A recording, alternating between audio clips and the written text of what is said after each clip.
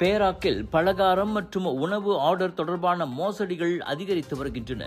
அண்மைய தகவலின்படி இப்புதிய வகை மோசடிகளில் மக்கள் மொத்தமாக 3 லட்சம் ரிங்கிட்டுக்கும் அதிகமான தொகையை இழந்துள்ளனர். இதுவரை குறைந்தது 7 புகார்கள் பதிவு செய்யப்பட்டுள்ளதாக மாநில போலீஸ் கூறியது. மோசடிக்காரர்கள் பெரும்பாலும் பெரிய அளவில் உணவு அல்லது பாரம்பரிய பலகாரங்களை ஆர்டர் செய்வதாக கூறி விற்பனையாளர்களை நம்ப வைக்கின்றனர். பின்னர் சம்பந்தப்பட்ட வணிகங்கள் தயாரிக்காத பலகாரங்களை பார்த்து கூடுதலாக ஆர்டர் செய்கின்றனர்.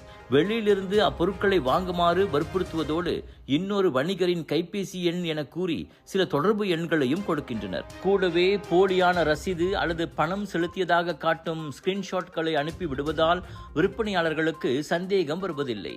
கொடுக்கப்பட்ட கைபேசி எண்களை தொடர்பு கொண்டு பேசும்போது பலகாரங்களை தருவிக்க அந்த பக்கத்தில் ஒப்புக்கொள்ளும் நபர்கள் முன்பணம் கேட்கின்றனர்.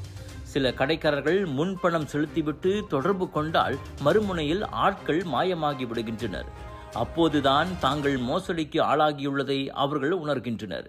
எனவே பொதுமக்கள், குறிப்பாக சிறு தொழில் முனைவோர் முன்பணம் எதனையும் உறுதி செய்யாமல் பெரிய ஆர்டர்களை ஏற்க வேண்டாம் என்றும், சந்தேகமான பரிவர்த்தனைகளை உடனடியாக போலீசில் புகாரளிக்க வேண்டும் என்றும் அறிவுறுத்தப்பட்டுள்ளது. உங்கள் பயணம், நிகழ்வு, கனவு RD mystics global travel and events எல்லாவற்றுக்கும் ஒரே தீர்வு.